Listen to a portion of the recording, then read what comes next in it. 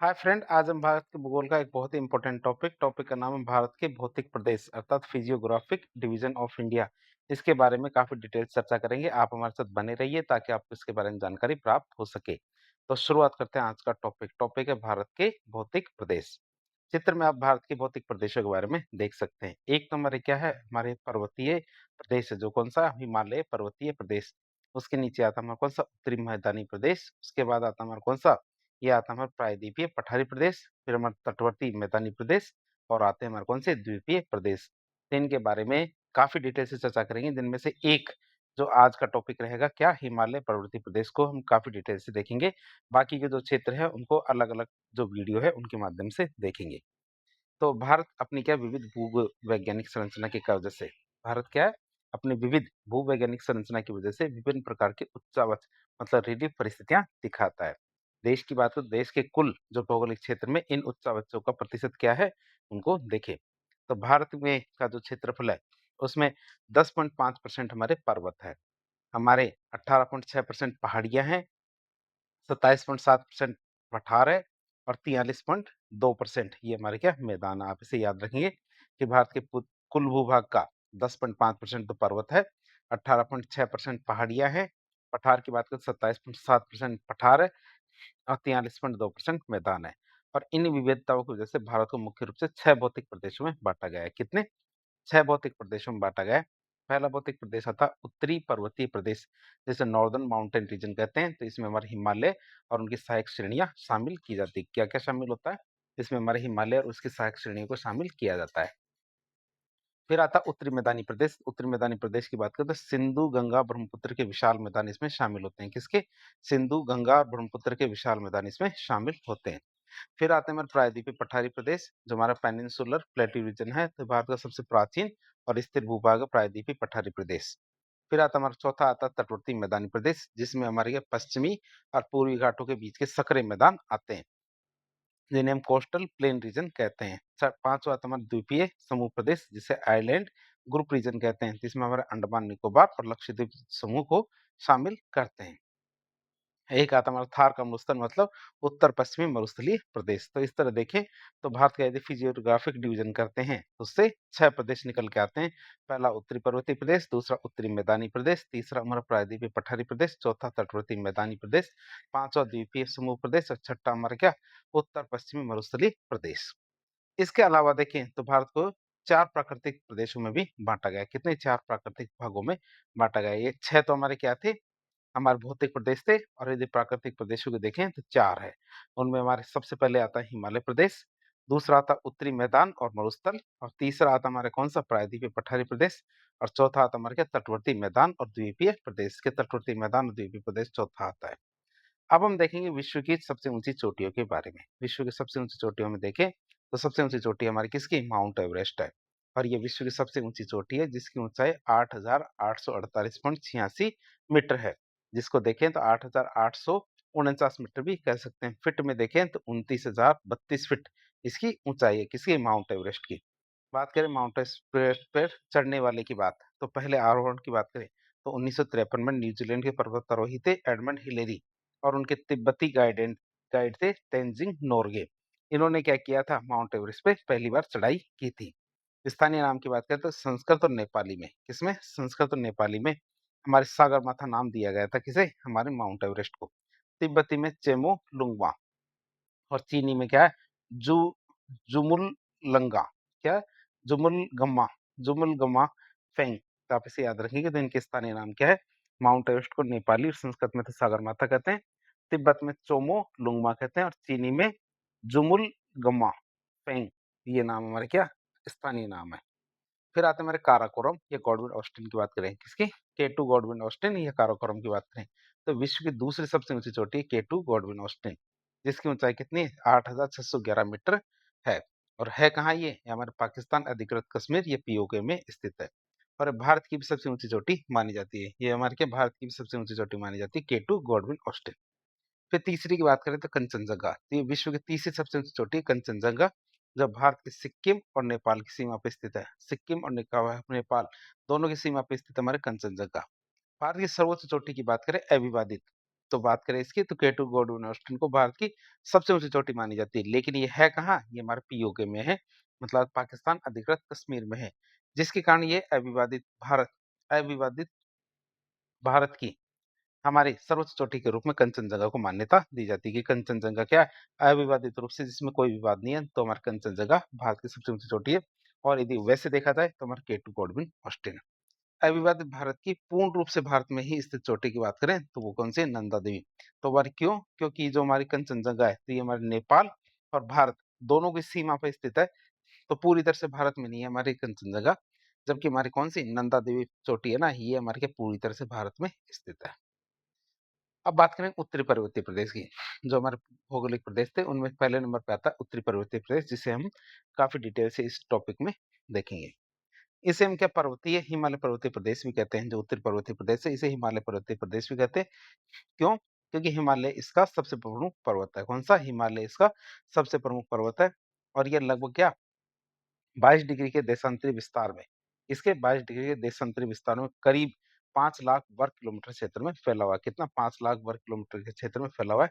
और विस्तार की बात करें तो 22 डिग्री देशांतरी विस्तार में फैला हुआ है।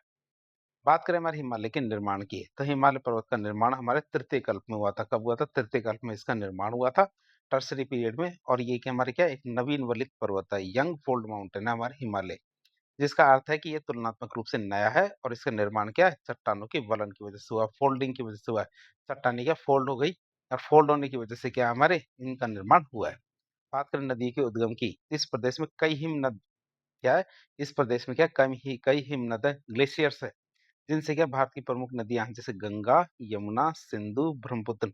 तो इस तरह हमारी बहुत सारी नदियां हैं जिनका उद्गम हमारे हिमालय से होता है। अब हम देखेंगे हिमालय की उत्पत्ति किस प्रकार हुई थी। तो हिमालय की उत्पत्ति के कुछ सिद्धांतों के बारे में देखें। पहला सिद्धांत आता है कोबर का भूसन्नति सिद्धांत। कौन सा सिद्धांत है? कोबर का भूसन्नति सिद्धांत की बात करें।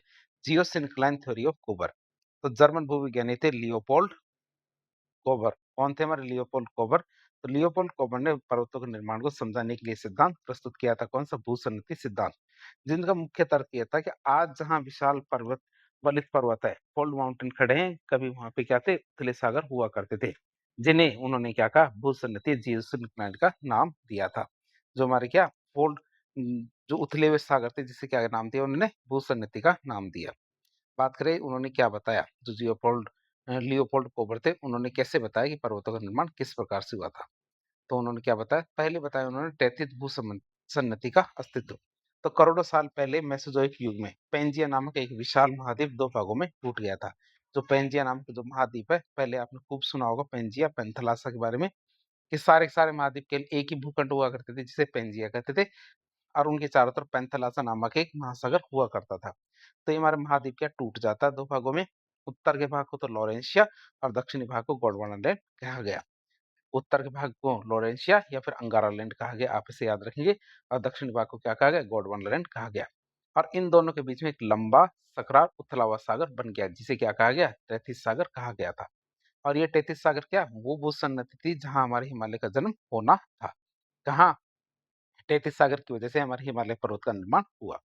फिर अग्रदेश और अवसादन की बात करें, फोरलैंड्स और सेडिमेंटेशन की बात करें, तो कोबर ने भूसन्नति के दोनों ओर कठोर भूखंड जो हमारा अंगारा लैंड और गोंडवाना लैंड है, उनको अग्रदेश कहा। क्या कहा? अग्रदेश कहा या कार्टोगेन कहा। ये हमारे जर्मन भाषा का शब्द है कार्टोगेन, जिसको हिंदी में कहते हैं अग्रदेश कहेंगे। इन भूखंडों से नदियां बह के क्या तैतीस सागर में गिरती थी। और ये नदियां अपने साथ भारी मात्रा में कंकड़, पत्थर, रेत, मिट्टी, मतलब बहुत सारे अवसाद लेके आती थी। और क्या सागर की तली मिलाकर जमा करती थी। और ये प्रक्रिया लाखों वर्षों तक लगातार चलती रही थी। जो हमारी ये कंकड़, पत्थर, मिट्टियां, ये सब क्या नदियां लाकर इस भूसन्नति के अंदर लाके डालती थी। तो जिसकी वजह से क्या है, इसके अंदर क्या है, अवसाद जमा होने लग गए थे। फिर सब्सिडेंस की बात करें, धसाव की, तो जैसे-जैसे अवसादों का भार बढ़ता गया, क्या हमारे तैतीस सागर में क्या अवसादों का भार बढ़ता गया, तैतीस सागर की तली नीचे की ओर धंसने लग गई। और इस धसाव के कारण क्या सागर में और अधिक अवसाद जमा होने की जगह बनती गई। तो जैसे-जैसे उसमें अवसाद आते गए, वो जगह और धंसती गई, और धंसने की वजह से वहां अवसाद जमा होने के लिए जगह बनती रही। फिर इस वजह से होता है हमारे क्या संपीड़न और वलन। क्या होता है? संपीड़न और वलन होता है। तो पृथ्वी के सिकुड़ने, जो किसके अनुसार? कोबर के अनुसार, पृथ्वी के सिकुड़ने की वजह से दोनों कठोर भूखंड हमारा एक तो अंगारा लैंड है, दूसरा गोंडवाना लैंड है, एक दूसरे की ओर खिसकने लग जाते हैं। और इस खिसकाव ने क्या है, तैतीस सागर में जमा हुए विशाल अवसादों पर भारी दबाव बना दिया। जो तैतीस सागर में हमारे अवसाद जमा हुए थे, उन पे भारी दबाव मतलब कंप्रेशन फोर्स डाला, जिनकी वजह से क्या होता है, जिनकी वजह से किनारों पर पर्वतों का निर्माण होता है। इस दबाव के कारण सागर के किनारों, जो हमारे मार्जिनल एरिया है, तो सागर के किनारों पर जमा अवसादों में सिकुड़न या वलन पड़ गए, और ये वलन इससे ऊपर की तरफ उठते गए और विशाल पर्वत श्रृंखलाएं बन गए। दक्षिणी किनारे पर हमारे हिमालय बना और उत्तरी किनारे पर हमारे कुनलुन पर्वत बना। कोबर ने क्या इन सीमांत जो पर्वत है, इनको रेड केटन कहा था। आप इसे याद रखें, कोबर ने जो हमारे सीमांत पर्वत बने, इनको रेड केटन कहा था। मध्य पिंड की बात करें, मिडिल में मास की, तो दोनों पर्वतों के बीच का हिस्सा जिस पर दबाव का प्रभाव कम से कम रहा, वह बिना वलन के सीधा ऊपर की तरफ उठ गया। इसे कोबर ने क्या जिंजुएश जिव जुशेन जेविक या फिर मध्य पिंड कहा था। हमारा ज्यूशन जेविक जो हमारा क्या एक जर्मन शब्द है, वो कहा। तिब्बत का पठार इसी मध्यपिंड का एक बेहतरीन उदाहरण माना जा सकता है। तो इस तरह हम चित्र में भी इसको देख सकते हैं। चित्र में देखें तो पहले प्रोसेस के अंदर क्या हुआ, हमारे ये दो भूखंड है, एक तो गोंडवाना लैंड है और एक हमारा क्या अंगारा लैंड है। आप इसे याद रखें। दो पिंड हमने देख लिए थे। दो पिंड कौन कौन से थे, एक तो हमारा क्या गोंडवाना लैंड और एक हमारा क्या ये तो लॉरेंशिया या अंगारालैंड, एक हमारा गोंडवाना है। तो दोनों के दोनों अग्रभूमियां हैं। चित्र में आप इसे याद रखेंगे। ये वाला क्या है, दोनों के दोनों अग्रभूमियां हैं। बीच के अंदर क्या हमारा 33 सागर है। ये हमारा क्या 33 सागर है, बीच का श्रृंखला है। धीरे धीरे नदियां क्या है हमारे क्या इसके अंदर अवसाद लेके आती है, अवसाद लेके आती है, और इसका इस पे दाब बढ़ता जाता है।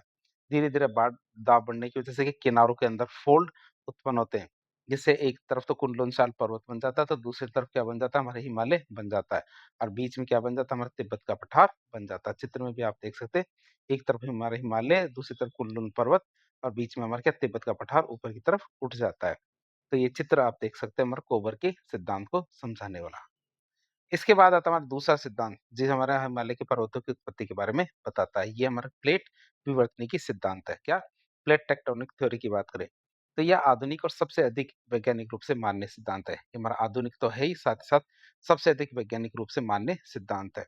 यह हमारे हैरी हेस, टूजो विल्सन और मॉर्गन जैसे जो वैज्ञानिक है, उनकी शोध पे आधारित है। और ये सिद्धांत ये मानता है कि पृथ्वी की बाहरी सतह पर क्या जो लिथोस्फीयर है, ये कई टुकड़ों में बटी हुई है, जिन्हें प्लेटें कहा जाता है। तो ये क्या मानता है कि पृथ्वी की बाहरी सतह कई टुकड़ों में बटी हुई, जिन्हें प्लेटें कहते हैं। और ये प्लेटें क्या मेंटल मतलब स्टेनोस्फीयर के ऊपर लगातार तैर रही है, और एक दूसरे से पास भी आ रही है, एक दूसरे से दूर जा रही है, मतलब खिसक रही है एक दूसरे की तरफ। ये ऐसा मानते हैं। तो हिमालय के निर्माण की विस्तृत प्रक्रिया की बात करें किसके अनुसार, प्लेट विवर्तन की थ्योरी के अनुसार। देखिए तो इसमें प्लेटों की स्थिति की बात करें तो लगभग 225 मिलियन वर्ष पूर्व, कब 225 मिलियन वर्ष पहले देखे तो भारत एक विशाल द्वीप के रूप में दक्षिणी गोलार्ध में स्थित था। जब भारत क्या था, एक विशाल द्वीप के रूप में कहा दक्षिणी गोलार्ध में स्थित था, तो गोंडवाना लैंड का हिस्सा हुआ करता था। और इसके उत्तर में क्या 33 सागर था, और उसके पार हमारे क्या विशाल यूरेशियन प्लेट थी। तो हमारे क्या नीचे तो हमारे क्या गोंडवाना लैंड का हिस्सा भारत था, उसके ऊपर हमारा 33 सागर, और 33 सागर के ऊपर क्या हमारे यूरेशियन प्लेट थी। फिर भारतीय प्लेट ने सफर शुरू किया। क्या भारतीय प्लेट ने सफर शुरू किया, और लगभग 200 मिलियन वर्ष पूर्व पैंजिया का विखंडन होना शुरू हुआ। भारतीय प्लेट गोंडवाना लैंड से अलग हो गई, और अलग होकर कहा उत्तर की ओर गति करने लगी, किधर यूरेशियन प्लेट की तरफ खिसकने लग गई। और एक खिसकाव बहुत तेजी से हुआ था, मतलब 15 से 20 सेंटीमीटर हर वर्ष ये खिसकाव होता रहा। फिर बात करें अभी हमारे अभिसरण और क्षेपण की, तो जब भारतीय प्लेट यूरेशियन प्लेट के करीब आ गई, खिसकते खिसकते जब भारतीय प्लेट किसके करीब आ गई, यूरेशियन प्लेट के करीब आ गई, तो उसके बीच का जो 33 सागर है वो सिकुड़ने लग जाता है। चूंकि हमारी भारतीय प्लेट महाद्वीप और यूरेशियन प्लेट की तुलना में अधिक भारी और सघन थी। क्या भारतीय प्लेट क्या महाद्वीपीय और यूरेशियन प्लेट की तुलना में क्या अधिक भारी और सघन थी, इसलिए जब दोनों की दोनों प्लेटें टकराई लगभग कब 40 से 50 मिलियन वर्ष पहले, तो क्या भारतीय प्लेट यूरेशियन प्लेट के नीचे धंसने लग जाती है। भारतीय प्लेट क्या करती है, यूरेशियन प्लेट के नीचे धंसने लग जाती है, और इस प्रक्रिया को क्षेपण कहते हैं। क्या बोलते हैं, क्षेपण या सबडक्शन कहते हैं। फिर हमारे क्या होता है, अपलिफ्टमेंट होता है किसका, हिमालय का। तो हिमालय के उत्थान की बात करें तो प्लेटों के टकराने से पहले 33 सागर में जो समुद्री अवसाद थे, मरीन सब सेडिमेंट्स थे, वो जमा थे, और ये दोनों प्लेटों के बीच में दब जाते हैं। तो अवसाद थे, समुद्री अवसाद, ये दोनों के दोनों हमारे क्या है, प्लेटों के बीच में दब जाते हैं और इस भारी दबाव के कारण ये अवसादीय मुड़कर ऊपर की ओर उठने लग जाते हैं। जो हमारा तैतीस सागर है, तैतीस सागर में फँसे हुए जो अवसाद है, ये सारे के सारे अवसादीय मुड़कर ऊपर की तरफ उठने लग जाते हैं और बिल्कुल वैसे ही हमारे जैसे 2 गारों की टक्कर होती है और टक्कर होने के बाद उनके बोनट मुड़ के ऊपर की तरफ उठ जाते हैं।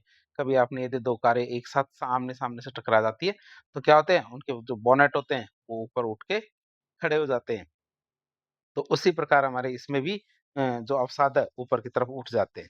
अवसादों की इस प्रकार ऊपर उठने और वलित होने से हमारे हिमालय की 3 मुख्य समानांतर श्रृंखलाओं का निर्माण होता है। तो हिमालय की कौन सी 3 समानांतर श्रृंखलाएँ हैं, उनकी बात करें। एक तो हमारा महान हिमालय, ग्रेट हिमालय, जो सबसे पहले और सबसे ऊँचा बना था। फिर मध्य या लघु हिमालय उसके बाद बना था, फिर शिवालिक की बात करें, तो सबसे अंत में और सबसे नया हमारा क्या है, शिवालिक है। वर्तमान स्थिति की बात करें तो भारतीय प्लेट आज भी है ना यूरेशियन प्लेट के नीचे लगभग 5 सेंटीमीटर प्रति वर्ष की दर से धँस रही है। कितनी? लगभग 5 सेंटीमीटर हर वर्ष के हिसाब से धँस रही है और यही कारण है कि हिमालय की ऊँचाई आज भी बढ़ रही है। मतलब ये एक नवीन वलित पर्वत है, यंग फोल्ड माउंटेन है और इसी निरंतर टकराव के कारण क्या हिमालय क्षेत्र और उत्तरी भारत में अक्सर हमारे क्या भूकंप देखे जा सकते हैं। अब ये तो हमने उत्पत्ति के बारे में देख लिया कि हमारे हिमालय की उत्पत्ति किस प्रकार हुई है।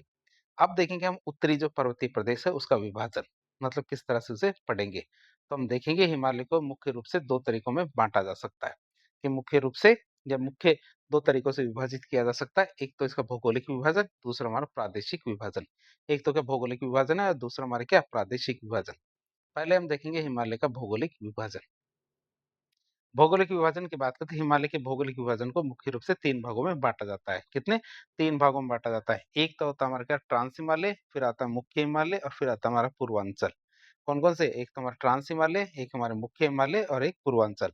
ट्रांस हिमालय सबसे ऊपरी भाग है, मुख्य हिमालय मध्य भाग है और पूर्वांचल सबसे पूर्वी और निचला भाग है। चित्र में आप देख सकते हो, जो हमारे सबसे ऊपर ट्रांस हिमालय है, फिर मुख्य हिमालय और फिर हमारे पूर्वांचल है। ये हमारे मुख्य हिमालय का एक हिस्सा में क्या है, पूर्वी भाग में भी है, लेकिन इसके नीचे हमारा पूर्वांचल आ जाता है। तो तीनों के बारे में हम देखेंगे एक-एक करके।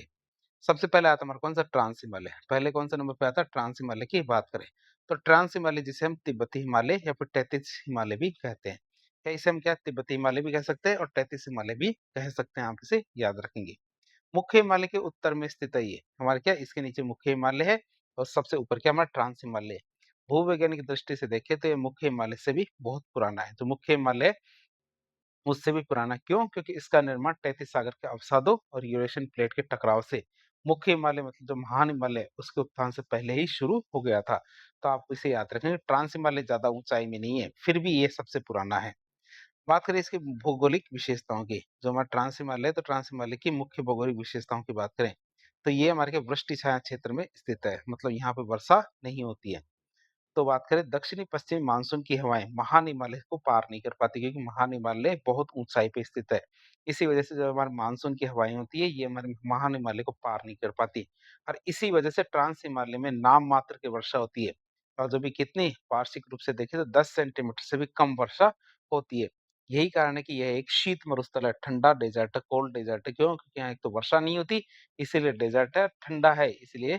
क्यों? क्योंकि यहाँ पे क्या है, जो उत्तरी जो बर्फीली हवाएँ आती हैं, जिसकी वजह से क्या है, ये यहाँ का मौसम ठंडा रहता है, इसीलिए ये क्या हमारा कोल्ड डेज़र्ट है। फिर सच्चर ज़ोन की बात करें, तो ट्रांस हिमालय, मुख्य हिमालय, क्या ट्रांस हिमालय, मुख्य हिमालय, जिसे महान हिमालय कहते हैं, इससे हमारे इंडो-सांको सच्चर ज़ोन, जिसे हिंज लाइन भी कहते हैं, इसके द्वारा अलग होता है। कैसे पता लगता है कि ट्रांस हिमालय, मुख्य हिमालय अलग-अलग है?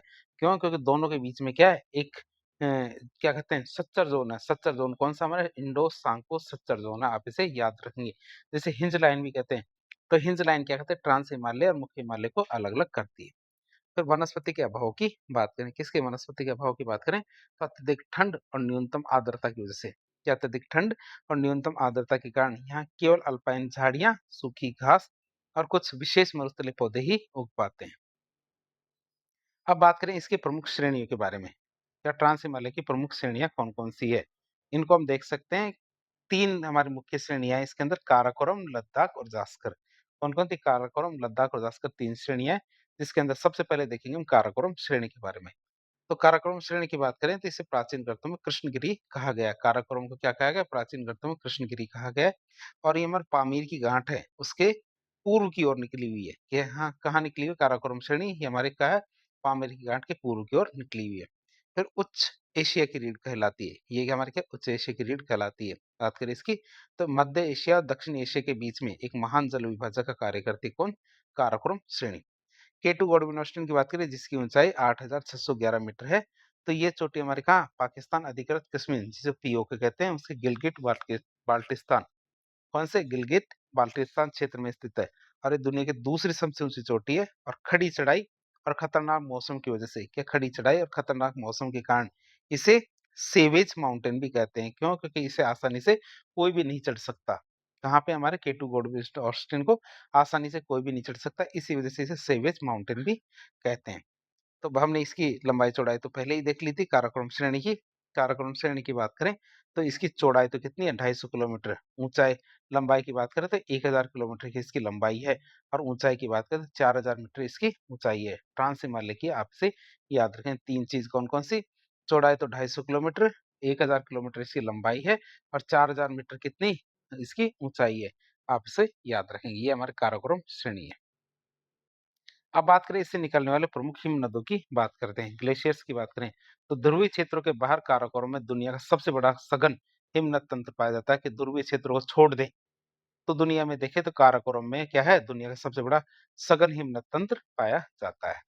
बात करें कौन सा जिसमें सबसे पहला आता है हमारे को? सियाचिन हिमनद, जो कितना बड़ा है? 76 किलोमीटर लंबा है। तो ये काराकोरम के नुब्रा समूह, जो हमारा म्यूचुअल या फिर साल्तोरो रिज है, उसके पास स्थित है। आप इसे याद रखेंगे सियाचिन हिमनद की। तो ये काराकोरम के नुब्रा समूह के पास में स्थित है।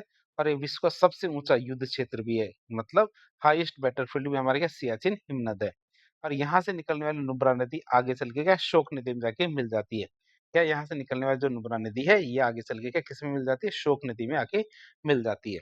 तो नुब्रा शोक में मिलती है। फिर बीआफओ की बात करते हैं, ये हमारे क्या 67 किलोमीटर, और बालतोरो हमारे कितनी 63 किलोमीटर लंबा हिमनद है। तो बालतोरो हिमनद से हमारे शिगार नदी निकलती है, और सिंधु नदी की जो सहायक नदी है, आप इसे याद रखेंगे।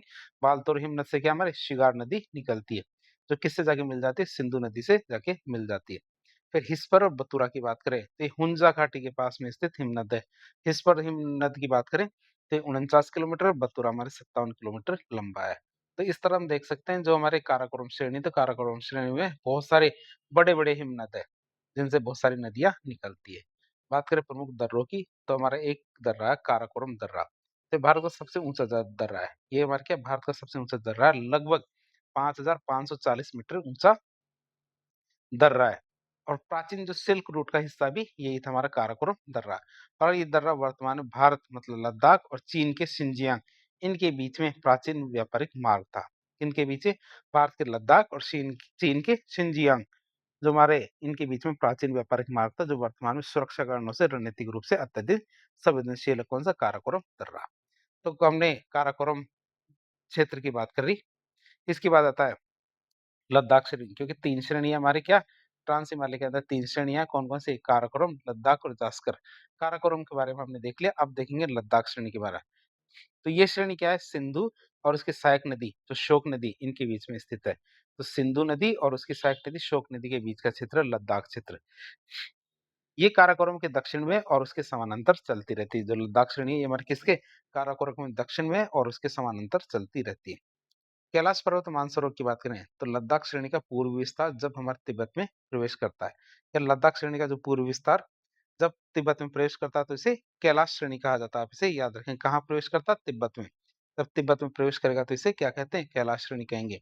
और कैलाश के दक्षिण में स्थित जो मानसरोवर और राकस्ताल झीलें, क्या कैलाश के दक्षिण में स्थित मानसरोवर, राकस्ताल झीलें, ये सिंधु, सतलज और ब्रह्मपुत्र नदियां, जैसे शांगपो भी कहते हैं ब्रह्मपुत्र को, इन नदियों के उद्गम का प्रमुख स्रोत है। आप इसे याद रखेंगे। मानसरोवर, राकस्ताल जिले से क्या क्या कौन कौन सी नदियां निकलती है? एक तुम्हारा सिंधु, सतलज और ब्रह्मपुत्र, ये नदियां निकलती है। फिर रक्कापोसी चोटी की बात करें तो रक्कापोसी चोटी जिसकी ऊंचाई 7788 मीटर है, ये दुनिया की सबसे तीव्र ढाल वाली चोटी है। ये कि दुनिया की क्या है? सबसे तीव्र ढाल वाली चोटी है, जिसका अर्थ यह है कि इसकी एक तरफ की दीवार बिल्कुल सीधी खड़ी है, जिस पर चढ़ना पर्वतारोही के लिए सबसे ज्यादा कठिन माना जाता है। किसमें? रक्कापोशी के अंदर। फिर खारदुंगला दर्रे की बात करें तो ऐतिहासिक रूप से लेह को नुब्रागाती और शोक नदी घाटी से जोड़ता है। खारदुंगला दर्रे की बात करते हैं, क्या हमारे ऐतिहासिक रूप से लेह को नुब्रा घाटी और शोक घाटी से जोड़ने का काम करता है। और ये दुनिया के सबसे ऊंचे मोटर एबल मतलब वाहन योग्य चलाने योग्य दर्रों में से एक है। कौन सा? खारदुंगला दर्रा। एक तो सबसे ऊंचा है और यहाँ पे गाड़ियां भी चल सकती है। फिर लद्दाख के पठार की बात करें, किसके? लद्दाख के पठार की बात करें तो यह एक अंतर पर्वतीय पठार है। ये क्या है? एक अंतर पर्वतीय पठार है, इंटर माउंटेन प्लेटू है। तो उत्तर में तो काराकोरम और दक्षिण में लद्दाख श्रेणी से घिरा हुआ है। जिसमें हमारे क्या उत्तर में तो क्या काराकोरम है और दक्षिण में क्या लद्दाख श्रेणी है, उनसे घिरा हुआ है। अत्यंत शुष्क है और ठंडा होने की वजह से इसे भारत का शीत मरुस्थल भी कहा जाता है। किसको? लद्दाख के पठार को। तो दो हमने देख लिया, काराकोरम और लद्दाख। तीसरा आता है हमारा कौन सा? जास्कर। तीसरी श्रेणी आती है हमारी कौन सी? जास्कर। ये हमारे ट्रांस हिमालय की सबसे दक्षिणी श्रेणी है। ये ट्रांस हिमालय की सबसे दक्षिणी श्रेणी है, जो महान हिमालय के ठीक उत्तर में स्थित है। कहाँ? महान हिमालय के ठीक उत्तर में स्थित है। जास्कर के विस्तार की बात करते हैं, हमारे सुरु नदी घाटी जो कारगिल के पास है, वहां से शुरू होके दक्षिण पूर्व में उत्तराखंड की सीमा है, मतलब कर्णाली नदी तक जाती है। आप इसे याद रखेंगे। तो जास्कर श्रेणी कहाँ से शुरू होती है, कहाँ तक जाती है? हमारे सुरु नदी घाटी से शुरू होती है और दक्षिण पूर्व में उत्तराखंड की सीमा तक जाती है। आप इसे याद रखेंगे। तो चित्र में भी आप इसे देख सकते हो, जो हमारी 3 श्रेणियाँ हैं, कौन-कौन सी श्रेणियाँ हैं? इसको थोड़ा ज़ूम कर दूँ आपके लिए। तो इसमें हमारी 3 श्रेणियाँ कौन-कौन सी? एक तो हमारा काराकोरम श्रेणी है। कौन-सी? काराकोरम श्रेणी। दूसरी लद्दाख श्रेणी है और तीसरी हमारी कौन-सी? जास्कर श्रेणियाँ है। आप इसे याद रखें। काराकोरम श्रेणी का सबसे ऊँचा पर्वत कौन-सा है? केटू गॉडविन ऑस्टिन, जिसकी ऊँचाई 8611 मीटर है। दूसरी हमारी श्रेणी कौन-सी है? लद्दाख श्रेणी है। लद्दाख श्रेणी की सबसे ऊँची चोटी है रक्कापोशी चोटी। कौन-सी है? रक्कापोशी चोटी की बात करें तो 7788 मीटर इसकी ऊँचाई है। तीसरी श्रेणी की बात करें, वो आती है हमारी कौन-सी? जास्कर श्रेणी, जिसकी सबसे ऊँची चोटी है कौन-सी? कामेट चोटी। कामेट चोटी की बात करें तो 7756 मीटर इसकी सबसे ऊँची ऊँचाई है। ये हमारा मानसरोवर झील है। मानसरोवर झील से हमारी कौन-सी? सिंधु नदी बहती है। कौन-सी? सिंधु नदी बह रही है, आप इसे याद रखेंगे। तो इस तरह हमने एक चित्र के माध्यम से तीनों क्षेत्रों के बारे में थोड़ी-सी जानकारी ले ली। अब हम बात करेंगे हमारी कामेट चोटी के बारे में। क्यों? क्योंकि जास्कर के बारे में हम बात कर रहे थे, तो कामेट चोटी की बात करें 7756 मीटर की इसकी ऊँचाई है। तो जास्कर श्रेणी की सबसे ऊँची चोटी है और उत्तराखंड के गढ़वाल क्षेत्र के पास में स्थित है। कहाँ पे? उत्तराखंड के गढ़वाल क्षेत्र के पास में स्थित है कामेट चोटी। फिर सिंधु नदी घाटी की बात करें तो सिंधु नदी लद्दाख श्रेणी और जास्कर श्रेणी के बीच में एक संकीर्ण घाटी में बहती है। कौन सी? सिंधु नदी कहाँ से कहाँ बहती है? लद्दाख श्रेणी और जास्कर श्रेणी के बीच में एक संकीर्ण घाटी है और उस घाटी में हमारी सिंधु नदी बहती है। सिंधु नदी लद्दाख श्रेणी को बुंजी नामक एक स्थान पर काटकर, क्या? सिंधु नदी क्या करती है? हमारी लद्दाख श्रेणी को बुंजी नामक एक स्थान पर काटकर भारत के सबसे गहरे गॉर्ज, जिसे बुंजी गॉर्ज कहते हैं, जो हमारे क्या लगभग 5200 मीटर लंबा है। तो इस गॉर्ज का निर्माण करती है। आप इसे याद करेंगे। तो बुंजी गॉर्ज की बात करें तो आपको यह बताना पड़ेगा। तो सिंधु नदी हमारे लद्दाख श्रेणी को बुंजी नामक स्थान पे काट देती है, जिससे हमारे बुंजी गॉर्ज का निर्माण होता है। फिर फोतुला की बात करें, फोतुला क्या है? हमारे लेह श्रीनगर राष्ट्रीय राजमार्ग, क्या लेह श्रीनगर राष्ट्रीय राजमार्ग, जिसे नेशनल हाईवे नंबर 1 कहते हैं, इसी दर्रे से होके गुजरता है। क्या? हमारा जो दर्रा है, तो इसी दर्रे से होके गुजरता है और ये लद्दाख पठार का एक अत्यंत महत्वपूर्ण संपर्क मार्ग है। आप इसे याद रखेंगे। अब बात करें नुब्रा घाटी की, तो नुब्रा घाटी के बारे में भी बात कर लेते हैं। तो लद्दाख के उत्तर में स्थित नुब्रा घाटी अपनी अनूठी भौगोलिक बनावट और सांस्कृतिक महत्व के लिए प्रसिद्ध है। कौन सी? नुब्रा घाटी क्या है? हमारी लद्दाख के उत्तर में स्थित जो नुब्रा घाटी है, यही हमारी क्या अनूठी भौगोलिक बनावट और सांस्कृतिक महत्व के लिए प्रसिद्ध है। फिर नामकरण और भूगोल की बात करें, जो डुमरा मतलब जो फूलों की घाटी के नाम से प्रसिद्ध है। तो डुमरा के नाम से प्रसिद्ध ये घाटी, जो हमारे क्या फूलों की घाटी का नाम है, तो डुमरा के नाम से प्रसिद्ध ये घाटी वास्तव में वी आकार की गहरी घाटी है। है वेग आकार की गहरी घाटी, जहाँ नुब्रा और शोक नदियों का संगम होता है। क्या होता है? नुब्रा और शोक नदियों का संगम यहाँ पे होता है और ये शोक नदी अंततः क्या है? सिंधु नदी में जाके मिल जाती है। शोक नदी किससे मिल जाती है? सिंधु नदी में जाके मिल जाती है। फिर शीत मरुस्थल के रेत के टीलों की बात करें तो इस घाटी में हुंडर नामक स्थान पे, कौन सी जगह पे? हुंडर नामक स्थान पे बर्फ से ढके हुए पहाड़ों के बीच में सफेद रेत के टीले पाए जाते हैं। तो आप इसे याद रखेंगे। इस घाटी में हुंडर नामक स्थान पे बर्फ से ढके हुए पहाड़ों के बीच में हमारे सफेद रेत के टीले पाए जाते हैं, जो पर्यटकों को बहुत ज्यादा आकर्षित करते हैं। फिर दो कुबड़ वाले बैक्टीरियन ऊंट की बात करें तो ये ऊंट सामान्यतः एक कुबड़ वाले जो अरबी ऊँटों से अलग है। जो हमारे अरबी ऊँट होते हैं, तो अरबी ऊँटों में क्या एक ही कुबड़ होता है, लेकिन यहाँ पे 2 कुबड़ वाले बैक्टीरियन ऊँट पाए जाते हैं। इनके शरीर पर घने बाल होते हैं, जो इन्हें क्या -30 डिग्री सेंटीग्रेड की जो कड़ाके की ठंड है, उससे बचाते हैं। ऐतिहासिक महत्व की बात करें तो ये ऊँट प्राचीन जो सिल्क रूट है, उस समय हमारे मध्य एशिया मतलब मंगोलिया और चीन से यहाँ आए थे और तब से इसी घाटी के पारिस्थितिक तंत्र का हिस्सा बन गए हैं, मतलब शीत मरुस्थल का हिस्सा बन गए। कौन से? 2 कुबड़ वाले बैक्ट्रियन ऊँट। अब जो हमारी जो तीनों श्रेणियाँ थी, तीनों श्रेणियों का एक रिवीजन कर लेते हैं। 3 श्रेणियों में सबसे ऊँची चोटी हमारी काराकोरम, फिर लद्दाख, फिर ज़ास्कर। फिर हमने लास्ट में नुब्रा घाटी के बारे में देखा था। सबसे ऊँची चोटी की बात करें तो काराकोरम की सबसे ऊँची चोटी K2 गॉडविन ऑस्टिन, जिसे उच्च एशिया की रीढ़ कहा जाता है, जिसकी ऊँचाई हमारे 8611 मीटर है। लद्दाख की बात करें तो लद्दाख के हमारे क्या रक्कापोशी है, जिसकी ढाल क्या बहुत तेज है। जास्कर की बात करें तो कामेट चोटी है, जिसकी ऊंचाई हमारे 7756 मीटर है। प्रमुख दर्रों की बात करें तो काराकोरम में काराकोरम दर्रा, अघिल दर्रा, जिसे हम सियाचिन दर्रा भी कहते हैं, बालतोरो दर्रा है। लद्दाख की बात करें तो लद्दाख में हमारा खारदुंगला दर्रा है। कौन सा? खारदुंगला दर्रा है। और जास्कर की बात करते हैं, जास्कर में हमारे फोतुला दर्रा। कौन सा दर्रा है? फोतुला दर्रा है। फिर बात करें काराकोरम की तो काराकोरम से हमारी कौन सी नदी निकलती है? नुब्रा और शिगार नदी।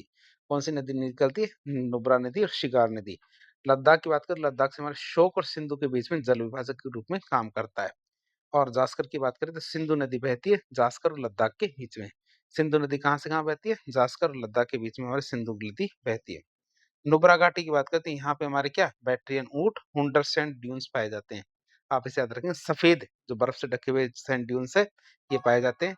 और ये दर्रों की बात करते हैं, सियाचिन के दक्षिण में स्थित हमारी नुब्रा घाटी, और हमारे नुब्रा और शोक नदी का संगम भी हमारे नुब्रा घाटी में ही होता है। तो हमने ट्रांस हिमालय के बारे में तो देख लिया। अब बात करेंगे हम किसके? मेन हिमालय या मुख्य हिमालय के बारे में। मुख्य हिमालय ट्रांस हिमालय के दक्षिण में स्थित है। मुख्य हिमालय कहाँ? ट्रांस हिमालय के दक्षिण में स्थित है और ये एक वलित पर्वतमाला है, फोल्ड माउंटेन है, जिसका निर्माण क्या भारतीय प्लेट और यूरेशियन प्लेट के बीच में। किसके बीच में? हमारे भारतीय प्लेट और यूरेशियन प्लेट के बीच में तैतीस सागर का जो मलबा था, उसमें वलन पड़ने की वजह से हुआ। आप इसे याद रखेंगे, तैतीस सागर में जो मलबा पड़ा हुआ था, उसमें वलन पड़े, फोल्ड्स पड़े, जिनकी वजह से हमारे क्या इसका निर्माण हुआ है, हमारे मुख्य हिमालय का।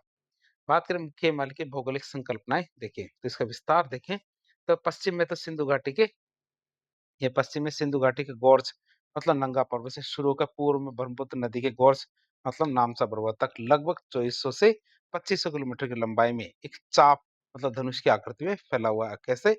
हमारे कहाँ से कहाँ तक? जैसे इस तरह से फैला हुआ है। यहाँ तो हमारे क्या है, हमारे जो नंगा पर्वत है, तो दूसरी तरफ नामसा बरुआ है।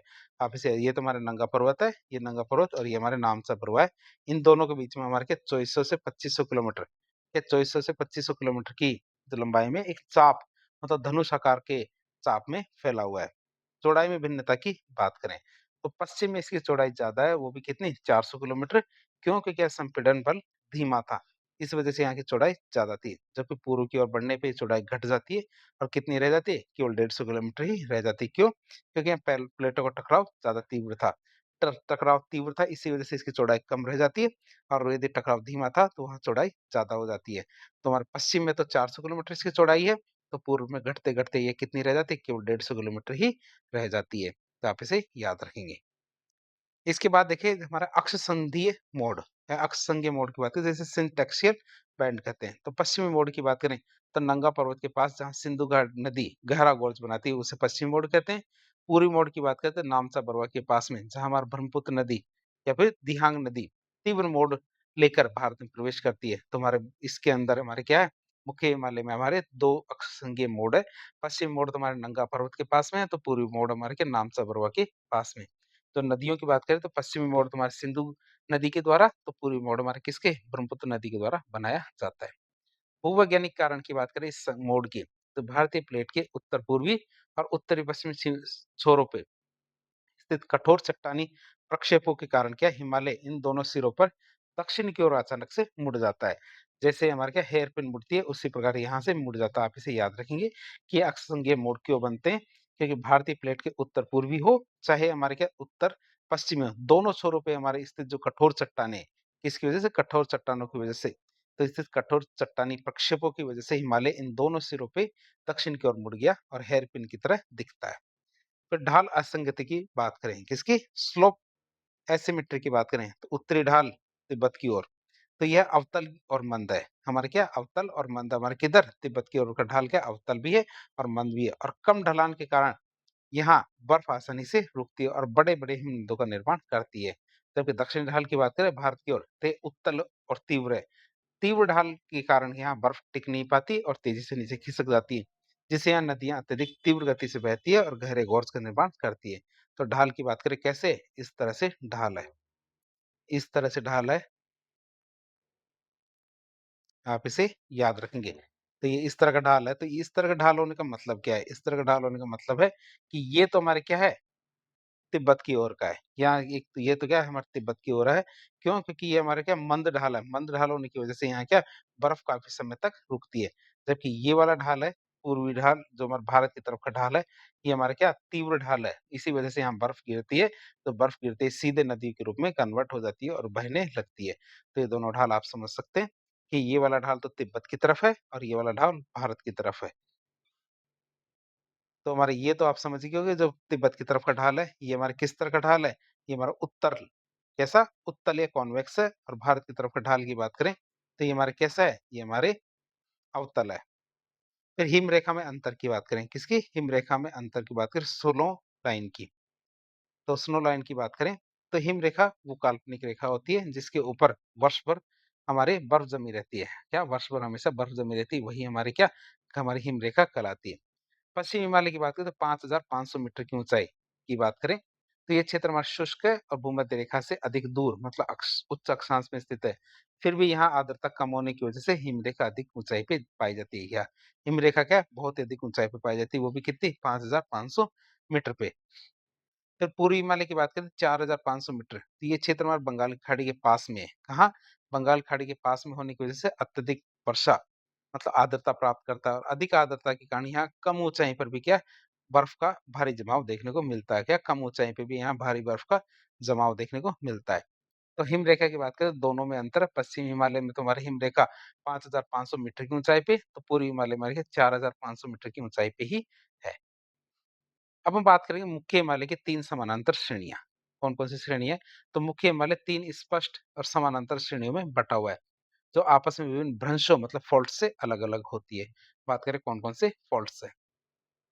सबसे ऊपर तो हमारे क्या ट्रांस हिमालय आ जाता है। ट्रांस हिमालय के बाद आता है हमारा कौन-सा इंडो सांगपो सच्चर ज़ोन, जो हमारा क्या ट्रांस हिमालय और मुख्य हिमालय को अलग-अलग करता है। अब मुख्य हिमालय की बात करें तो मुख्य हिमालय में 3 भाग है। पहला हमारा बृहद हिमालय, दूसरा हमारा क्या मध्य या लघु हिमालय और तीसरा आता है हमारा कौन-सा शिवालिक हिमालय। तो पहला तो हमारा कौन-सा बृहद हिमालय आता है, दूसरा हमारा कौन-सा लघु हिमालय या मध्य हिमालय, तीसरा हमारा आता है शिवालिक हिमालय। इन दोनों के बीच में हमारा क्या बृहद हिमालय और मध्य हिमालय, इन दोनों के बीच में मेन सेंट्रल थ्रस्ट बीच में क्या है मेन सेंट्रल थ्रस्ट है और मध्य या लघु हिमालय और शिवालिक हिमालय के बीच में हमारे क्या मेन बाउंड्री फॉल्ट है। आप इसे याद रखेंगे। ट्रांस हिमालय और मुख्य हिमालय के बीच में है इंडो सांगपो सच्चर जोन, आप इसे याद रखेंगे। तो एक एक करके तीनों के बारे में पढ़ना शुरू करते हैं। सबसे पहले आता है हमारा कौन सा वृहद हिमालय श्रेणी, ग्रेट हिमालयन रेंज की बात करें तो इसका दूसरा नाम क्या हमारा हिमाद्री है। आप इसे याद रखेंगे, इसे हिमाद्री कहते हैं। जैसे हमारे पश्चिमी घाट को सह्याद्री कहते हैं, उसी तरह हमारे क्या बृहद हिमालय क्षेत्र है उसको हिमाद्री कहते हैं। बात करें ये हिमालय की, ये हिमालय की सबसे आंतरिक और सबसे प्राचीन, ये हमारे क्या हिमालय की सबसे आंतरिक, सबसे प्राचीन और सबसे ऊँची श्रेणी है और इसके केंद्रीय भाग में और ग्रेनाइट और नीस जैसी जो आग्नेय चट्टानें भी पाई जाती है, आप इसे याद रखें। वृहद हिमालय श्रेणी की बात करें, तो ये सबसे आंतरिक है, सबसे प्राचीन और सबसे ऊँची पर्वत श्रेणी है और यहाँ पे हमारे ग्रेनाइट और नीस जैसी जो आग्नेय चट्टानें पाई जाती है। चित्र में हम इसके बारे में समझ सकते हैं। इसकी सबसे ऊँची चोटी कौन-सी है? माउंट एवरेस्ट है। कौन-सी? माउंट एवरेस्ट और वृहद हिमालय की बात करें। औसत ऊँचाई की बात करें तो 6100 मीटर। ये कहाँ से कहाँ तक फैली हुई है? नंगा पर्वत से नामसा पर्वत तक फैली हुई है, जिसकी औसत चौड़ाई कितनी? 25 किलोमीटर की औसत चौड़ाई है और कितनी लंबाई है इसकी? 2400 किलोमीटर इसकी लंबाई है। तो दोबारा से देख लें, सबसे ऊँची चोटी माउंट एवरेस्ट, नामसा पर्वत से नंगा पर्वत तक फैली हुई है, लगभग 2400 किलोमीटर इसकी लंबाई है। औसत चौड़ाई की बात करें तो 25 किलोमीटर इसकी औसत चौड़ाई है और औसत ऊँचाई कितनी? 6100 किलोमीटर है। कंटिन्यूटी की बात करें, जो हमारे सातत्य है, कंटिन्यूटी, तो ये श्रेणी बिना किसी रुकावट के नंगा पर्वत से लेकर नामसा पर्वत तक एक दीवार की तरह खड़ी हुई है और इसे केवल कुछ अत्यंत ऊंचे दर्रे से ही पार किया जा सकता है। केवल ऊंचे दर्रों के माध्यम से इसे पार किया जा सकता है। माउंट एवरेस्ट की बात करें तो 8,848.86 मीटर इसकी ऊंचाई है। तो विश्व की सर्वोच्च ऊंची चोटी है। सबसे ऊंची चोटी कौन सी? माउंट एवरेस्ट है। नेपाल और चीन ने संयुक्त रूप से इसकी नई ऊंचाई तय की है और वो भी 8,848.86 मीटर मापी है। इसने नेपाल और चीन ने। तिब्बती भाषा में देखें तो चेमो लुंगमा, जिसको बर्फ की देवी कहते हैं। क्या? तिब्बती भाषा में इसे चोमोलुंगमा कहते हैं, जिसे बर्फ की देवी कहा जाता है। आप इसे याद रखें। अब हम मुख्य हिमालय के जो प्रमुख अल्पाइन हिमनद है, उनके बारे में बातचीत करते हैं। कौन-कौन से हिमनद पाए जाते हैं यहाँ पे, इनकी बात करें। तो हिमनद कौन-कौन से, जैसे हमारा गंगोत्री है। गंगोत्री कहाँ पाई जाती है? हमारे उत्तरकाशी, उत्तराखंड के अंदर हमारी गंगोत्री है। जो बात करें इसकी, तो कौन सी नदी निकलती है? भागीरथी नदी, जो आगे चल के क्या गंगा नदी बन जाती है। आप इसे याद रखें, कौन सा हिमनद है? गंगोत्री। दूसरा बात करें तो दूसरा आता है यमुनोत्री, ये हमारे कहाँ? उत्तरकाशी, उत्तराखंड में, और ये भी हमारे क्या आगे चल के यमुना नदी के उद्गम का कारण बनती है। तीसरा आता है सतोपंथ। सतोपंथ की बात करें तो उत्तराखंड में बद्रीनाथ के पास में इसकी स्थिति है सतोपंथ की, जिससे हमारी कौन-सी नदी निकलती है? अलकनंदा नदी निकलती है। कौन-सी नदी निकलती है? अलकनंदा नदी निकलती है। फिर बात करें हिमनद की, अगला आता है हमारा पिंडर। अगला कौन-सा था? पिंडर। पिंडर ग्लेशियर। तो पिंडर ग्लेशियर हमारे कहाँ? बागेश्वर, हमारे उत्तराखंड में है। बागेश्वर उत्तराखंड में हमारा पिंडर ग्लेशियर है, जहाँ से हमारी पिंडारी नदी, जो अलकनंदा नदी है, उसकी सहायक नदी निकलती है। मिलाम की बात करें तो पिथौरागढ़, उत्तराखंड। पिथौरागढ़ पिथौरागढ़ उत्तराखंड में हमारी इसकी स्थिति है। मिलाम की नदी उद्गम की बात करें तो गौरी गंगा नदी यहाँ से निकलती है। बात करें जम्मू की, तो कंचनजंगा के पास में सिक्किम में हमारे क्या जम्मू ग्लेशियर है, जिससे हमारी कौन सी नदी निकलती है? तीस्ता नदी निकलती है। तो इस तरह हमारा मुख्य हिमालय है, तो मुख्य हिमालय में हमने ये देखा कि कौन-कौन से अल्पाइन हिमनद है और उनसे कौन-कौन सी नदियाँ निकलती है। अब हम देखेंगे मध्य हिमालय के बारे में। मुख्य हिमालय तो हमने देख लिया, अब बात करेंगे किसमें? हमारे मध्य हिमालय की बात करें, जिसे हम हिमाचल भी कहते हैं। मध्य हिमालय को ही हिमाचल भी कहा जाता है। तो ये श्रेणी क्या बृहद हिमालय के दक्षिण में स्थित है। कहाँ पे? बृहद हिमालय के दक्षिण में स्थित है, और ये अपने स्वास्थ्यवर्धक जलवायु और सुंदर घाटियों और हिल स्टेशन के लिए जानी जाती है मध्य हिमालय श्रेणी। यहाँ हमारे क्या, यहाँ की चट्टानें मुख्यतः हमारे रूपांतरित है, मतलब मेटामॉर्फिक और अवसादी। आप इसे याद रखेंगे, यहाँ की जो चट्टानें मुख्य रूप से कैसे रूपांतरित और अवसादी है। अब एक क्रक्स देख लेते हैं लघु हिमालय का, जिसे हिमाचल भी कहा जाता है। तो लघु हिमालय की बात करते हैं, इसकी औसत ऊंचाई हमारी 3700 से 4500 मीटर इसकी औसत ऊंचाई है। चौड़ाई की बात करें तो 50 से हमारे 80 किलोमीटर इसकी चौड़ाई है। बात करें हमारे किन-किन क्षेत्रों में इसे किस-किस नाम से जाना जाता है। जम्मू कश्मीर में इसे पीर पंजाल कहते हैं, हिमाचल प्रदेश में धौलाधर, उत्तराखंड में हमारा मसूरी, उत्तरा और उत्तराखंड में हमारा नाग टिब्बा, हमारे नेपाल में महाभारत, सिक्किम में डोगिया और भूटान में माउंट ब्लैक माउंटेन कहा जाता है। आप इसे याद रखेंगे, तो किन-किन क्षेत्रों में किन-किन नामों से जाना जाता है। तो जम्मू कश्मीर में पीर पंजाल, हिमाचल प्रदेश में धौलाधर, उत्तराखंड में मसूरी, उत्तराखंड में हमारे क्या नाग टिब्बा कहा जाता है, नेपाल में हमारे महाभारत, सिक्किम में डोकिया और हमारे भूटान में ब्लैक माउंटेन कहा जाता है, जिसकी औसत ऊंचाई हमारे 3700 से 4500 मीटर है। ये हमारे लघु हिमालय, जिसकी चौड़ाई कितनी 50 से 80 किलोमीटर है। अब इसके बारे में थोड़ी डिटेल से देख लें, तो शीतोष्ण कटिबंधीय घास के मैदान यहाँ पाए जाते हैं। क्या? अल्पाइन मेडोज पाए जाते हैं, मतलब शीतोष्ण कटिबंधीय घास के मैदान। तो लघु हिमालय के ढलानों पर कोणधारी वनों के ऊपर छोटे-छोटे नरम घास के मैदान पाए जाते हैं। आप इसे याद रखेंगे, लघु हिमालय के ढलानों पर क्या? कोणधारी वनों के ऊपर छोटे-छोटे नरम घास के मैदान भी पाए जाते हैं। फिर बात करें मर्ग की, जो जम्मू कश्मीर में पाए जाते हैं, तो इन मैदानों के नाम की बात करें तो हमारे जम्मू कश्मीर में इन मैदानों को मर्ग कहा जाता है। जैसे हमारे गुलमर्ग है, जैसे हमारे सोनमर्ग है। गुलमर्ग की बात करें, गुलमर्ग क्यों प्रसिद्ध है? क्यों? क्योंकि गोल्फ कोर्स और स्कीइंग के लिए प्रसिद्ध है। किसके लिए? गोल्फ कोर्स और स्कीइंग के लिए प्रसिद्ध है हमारे क्या? गुलमर्ग। आप इसे याद रखेंगे, जैसे हमारे सोनमर्ग है। तो कश्मीर में क्या कहा जाता है? जम्मू कश्मीर के अंदर इसे मर्ग कहा जाता है। उत्तराखंड में इसे बुग्याल या पयाला कहा जाता है। क्या? पयाला या फिर बुग्याल कहा जाता है। ते ऊंचे पर्वतीय क्षेत्रों में स्थित चारागाह है। ये हमारे क्या? ऊंचे पर्वतीय क्षेत्रों में स्थित चारागाह है, जो हमारे सर्दियों में बर्फ से ढके रहते हैं। क्या?